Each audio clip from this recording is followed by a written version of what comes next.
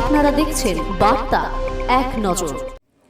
মালদহের স্কুলে ছাত্রদের জন্য পরিশ্রুত পানীয় জল প্রকল্প চালু হলো। শনিবার সকালে প্রকল্পের উদ্বোধন করেন মালদহের ইংরেজবাজার পুরসভার পুরপ্রধান কৃষ্ণেন্দু নারায়ণ চৌধুরী। মালদহের ললিতমোহন শ্যামোহনী হাই স্কুলে প্রায় 7,000 লিটার ক্ষমতা সম্পন্ন পরিশ্রুত পানীয় জল প্রকল্প শুরু করা হলো এদিন।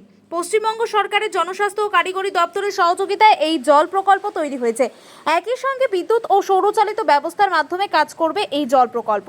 নতুন এই জল প্রকল্পের ফলে হাজারেরও বেশি ছাত্র উপকৃত হবে। স্কুল পড়ুয়াদের বাড়ি থেকে খাবার জল আনার প্রয়োজন হবে না বলে জানিয়েছেন কর্তৃপক্ষ। স্কুল বর্তমানে একটা শিক্ষার জগতে একটা ভালো স্টেপ নিয়েছে। প্রচুর ছাত্র, জায়গা খুব কম, তো তাদের তো ফ্রেশ ড্রিঙ্কিং ওয়াটার দরকার, না তো বাড়ি থেকে জল নিয়ে আসবে বোতলে করে। আর এখন তো গরম পড়বে, আবার প্রচুর জলের চাই। এখানে এরা উদ্যোগ নিয়েছে এবং পাবলিক হেলথ আমি পিএইচির কাছে অ্যাপিল করেছিল, পিএইচি এটা ইনস্টল করে দিয়েছে। খুব ভালো কথা। আমাদের কাউন্সিলর আছে এই ওয়ার্ডে, টিচাররা আছেন, স্টাফরা আছেন, আমাদের শান্তনু সাহা, বাবু সাহা, এরা সবাই আছে। এটা আমাদের পক্ষে খুব ভালো হলো।